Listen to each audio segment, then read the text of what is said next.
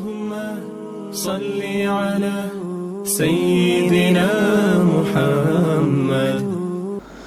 السلام علیکم ورحمۃ اللہ وبرکاتہ. رحمت عالم صلی اللہ علیہ وسلم کی قسط نمبر 94 میں آپ کا استقبال ہے. ناظرین، مدینے سے یہودیوں کو ان کی سازشوں کی سزا دینے کے لیے جن سازشوں کے بارے میں ہم گزشتہ قسط میں مفصل سن چکے ہیں کہ یہود کیا کیا سازشیں کیا کرتے تھے، ان سازشوں کی سزا دینے کے لیے مدینے سے نکلا ہوا لشکر خیبر نکلا ہوا. اب وہ بالکل خیبر کے قریب پہنچ چکا ہے، اتنا قریب کہ اب اسے خیبر کی دیواریں نظر آ رہی ہیں. جب آپ صلی اللہ علیہ وسلم یہاں تشریف لائے تو آپ صلی اللہ علیہ وسلم نے اللہ تعالیٰ سے دعا فرمائی اور فتح خیبر کا سوال کیا، اور اس جگہ کے شر سے اور یہاں کے لوگوں کے شر سے پناہ مانگی. آپ صلی اللہ علیہ وسلم کی عادت شریفہ تھی کہ جب آپ صلی اللہ علیہ وسلم کسی غزوے کا ارادہ فرماتے تو رات کو حملہ نہ کرتے بلکہ صبح تک انتظار کرتے. اگر اذان کی آواز اس شہر سے آپ صلی اللہ علیہ وسلم کے کانوں میں آتی تو آپ رک جاتے اور حملہ نہ کرتے. اسی طرح آپ صلی اللہ علیہ وسلم نے یہاں بھی رات گزاری. صبح ہوئی تو اذان کی آواز سنائی نہ دی. یہ دیکھ کر آپ صلی اللہ علیہ وسلم نے حملے کی نیت سے پیش قدمی کی. اب راستے میں ذرا آگے ہی بڑھے تھے کہ خیبر کے کسان مزدور اپنے پھاوڑے لیے نظر آئے تو انہوں نے رسول اللہ صلی اللہ علیہ وسلم اور لشکر کو دیکھا تو نعرہ لگایا کہ محمد صلی اللہ علیہ وسلم اور لشکر آ گیا، اور راہ فرار اختیار کی.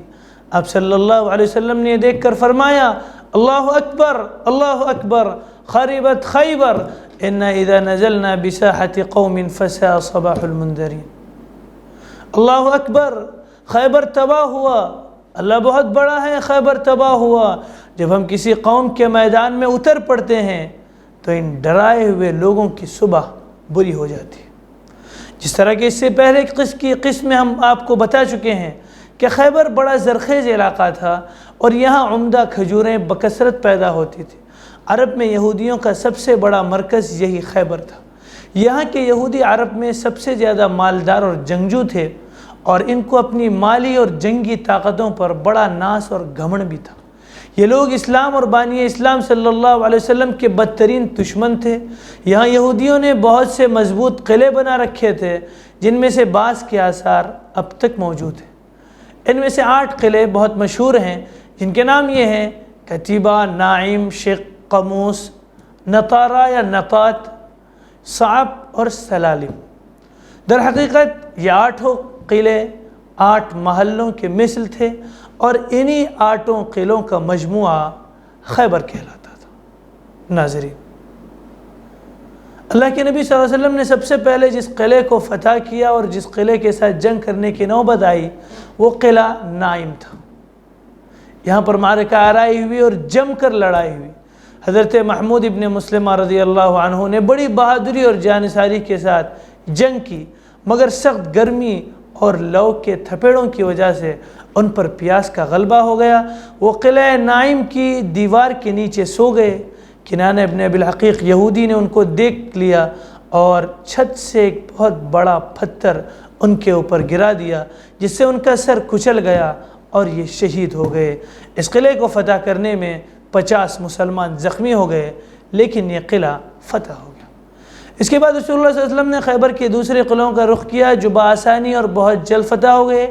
لیکن قلعہ قموس چونکہ بہت ہی مضبوط اور محفوظ قلعہ تھا، اور یہاں یہودیوں کی فوجیں بھی بہت زیادہ تھی، اور یہودیوں کا سب سے بڑا سردار اور سب سے بڑا بہادر مرحب خود اس قلعے کی حفاظت کرتا تھا. اس لیے اس قلعے کو فتح کرنے میں بڑی دشواری ہوئی. کئی روز تک یہ مہم، یعنی یہ جو مہم تھی، مشن تھا، سر نہ ہو سکا، پورا نہ ہو سکا. حضور صلی اللہ علیہ وسلم نے اس قلعے پر پہلے دن حضرت ابوبکر رضی اللہ عنہ کی کمان میں اسلامی فوجوں کو چڑھائی کے لیے بھیجا، اور انہوں نے بہت ہی شجاعت اور جابازی کے ساتھ حملہ فرمایا. مگر یہودیوں نے قلعے کے فصیل پر سے اس زور کی تیر اندازی اور سنگباری کی کہ مسلمان قلعہ کے پھاٹک تک نہ پہنچ سکے اور رات ہو گئی. دوسرے دن اور تیسرے دن اسی طرح دوسرے صحابہ رضی اللہ عنہ نے زبردست حملہ کیا اور مسلمان بڑی گرمجوشی کے ساتھ بڑھ بڑھ کر دن بھر قلعے پر حملہ کرتے رہے، مگر قلعہ فتح نہ ہو سکا اور یہ فتح نہ ہو سکا۔ اس کے بعد جب بہت دن گزر گئے تو ایک رات اللہ کے نبی صلی اللہ علیہ وسلم نے فرمایا لَأُعْطِيَنَّ الرَّايَةَ غَدًا رَجُلًا يَفْتَحُ اللَّهُ عَلَى يَدَيْهِ يُحِبُّ اللَّهُ وَرَسُولُهُ وَيُحِبُّهُ اللَّهُ وَرَسُولُهُ قال فبات الناس يدوكون ليلتهم أيهم يعطاها۔ بخاری شریف میں مذکور ہے کہ اللہ کے نبی صلی اللہ علیہ وسلم نے فرمایا کل میں اس آدمی کو جھنڈا دوں گا جس کے ہاتھ پر اللہ تعالی فتح دے گا، وہ اللہ اور رسول کا محب بھی ہے، یعنی اللہ اور رسول کو چاہتا بھی ہے اور محبوب بھی ہے، اور اللہ اور کے رسول بھی اس کو چاہتے ہیں۔ راوی نے کہا کہ لوگوں نے یہ رات بڑے اضطراب میں گزاری، دیکھیں کہ کل کس کو جھنڈا دیا جاتا ہے۔ صبح ہوئی تو صحابہ کرام رضی اللہ عنہ خدمت اقدس میں بڑے اشتیاق کے ساتھ یہ تمنا لے کر حاضر ہوئے کہ اعزاز و شرف انہیں ملے گا، اس لیے کہ جس کو جھنڈا ملے گا اس کے لیے 3 بشارتیں تھیں۔ نمبر 1 یہ تھا کہ وہ اللہ اور رسول کو چاہنے والا ہے، دوسرا یہ تھا اللہ اور اس کے رسول بھی اس کو چاہتے ہیں، تیسرا یہ تھا کہ اس کے ہاتھ سے فتح ہوگی۔ خود حضرت عمر رضی اللہ عنہ کا بیان ہے کہ اس روز مجھے بڑی تمنا تھی کہ کاش آج مجھے جھنڈا عنایت ہوتا۔ وہ یہ بھی فرماتے ہیں کہ اس موقع کے سوا مجھے کبھی بھی فوج کی سرداری اور افسری کی یعنی کمانڈر بننے کی کبھی تمنا نہ ہوئی۔ حضرت سعد رضی اللہ عنہ کے بیان سے معلوم ہوتا ہے کہ دوسرے صحابہ کرام رضی اللہ عنہ بھی اس نعمت عظمیٰ کے لیے ترس رہے تھے، لیکن صبح کو اچانک یہ صدا لوگوں کے کان میں آئی کہ اللہ کے نبی صلی اللہ علیہ وسلم فرما رہے تھے کہ علی کہاں ہیں؟ لوگوں نے عرض کیا کہ ان کی آنکھوں میں آشوب ہے۔ آپ صلی اللہ علیہ وسلم نے قاصد بھیج کر ان کو بلایا اور ان کی دکھتی ہوئی آنکھوں میں اپنا لعاب دہن لگایا اور دعا فرمائی تو فوراً ہی انہیں ایسی شفا حاصل ہو گئی کہ گویا انہیں کوئی تکلیف تھی ہی نہیں۔ پھر انہیں جھنڈا عطا فرمایا۔ انہوں نے عرض کیا یا رسول اللہ صلی اللہ علیہ وسلم میں ان سے اس وقت تک لڑوں کہ وہ ہمارے جیسے ہو جائیں؟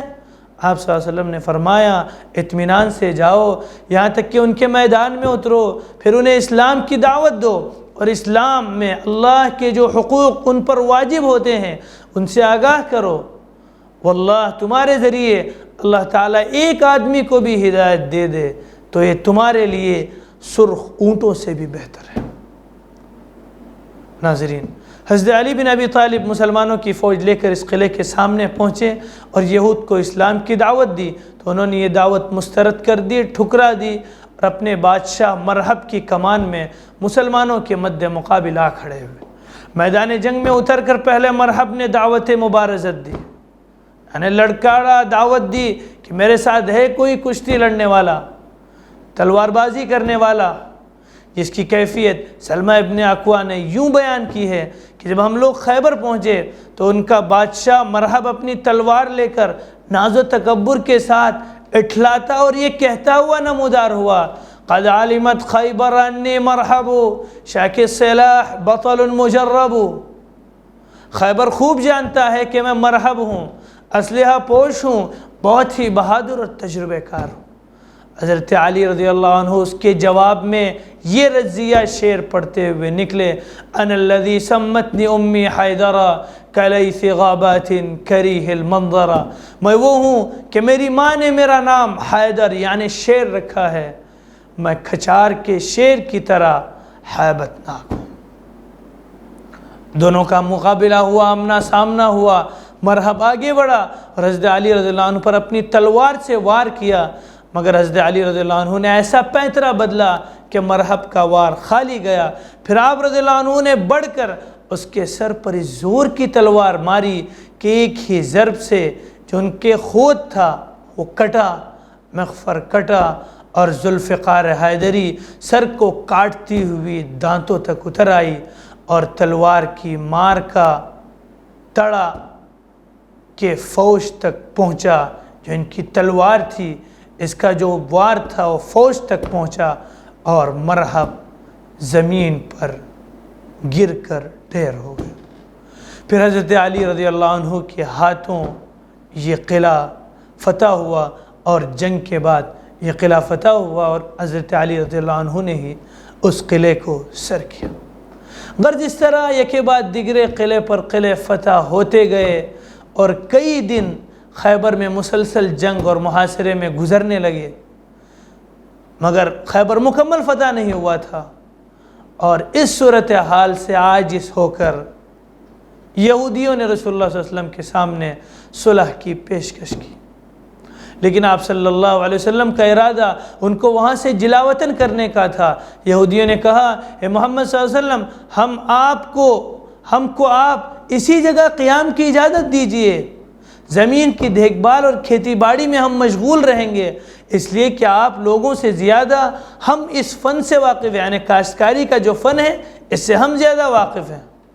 رسول اللہ صلی اللہ علیہ وسلم اور آپ کے اصحاب کو کاشتکاری کا تجربہ نہ تھا، اگر وہ یہ کام اپنے ہاتھ میں لے لیتے تو سارا وقت اسی کی نظر کرنا پڑتا۔ چنانچہ آپ صلی اللہ علیہ وسلم نے خیبر میں قیام کی اجازت ان کو اس شرط پر دے دی کہ تمام پیداوار اور غلہ اور پھلوں کا آدھا مسلمانوں کو ملے گا اور آدھا یہودیوں کو دیں گے، اور رسول اللہ صلی اللہ علیہ وسلم جب تک چاہیں گے یہ جو معاہدہ ہے، یعنی یہودیوں کے یہاں پر رہنے کا اور آدھی فصل اور غلے کو مسلمانوں کو دینے کا اور آدھی فصل ان کو دینے کا، یہ معاہدہ جب تک اللہ کے رسول چاہیں گے اس وقت تک برقرار رہے گا۔ انہوں نے یہ شرط منظور کر لی۔ رسول اللہ صلی اللہ علیہ وسلم پیداوار، وہاں پر جب پیداوار ہوتی اس کی تقسیم کے لیے ان کے بعد عبداللہ ابن رواحہ کو بھیجا کرتے، وہ اندازہ کر کے اس کو 2 حصوں میں تقسیم کر دیتے، پھر ان سے کہتے کہ ان میں سے جو حصہ چاہیں لے لیں۔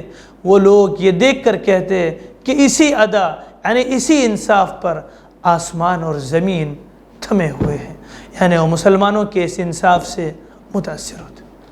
ناظرین، آج کی اس قسط میں اتنا ہی، ملتے ہیں انشاءاللہ اگلی قسط میں، تب تک کے لیے مجھے دیجیے اجازت، اور رحمت عالم صلی اللہ علیہ وسلم کی جو سیریز چل رہی ہیں اس سلسلے میں اپنی آراء کمنٹ باکس میں ضرور پیش کریں۔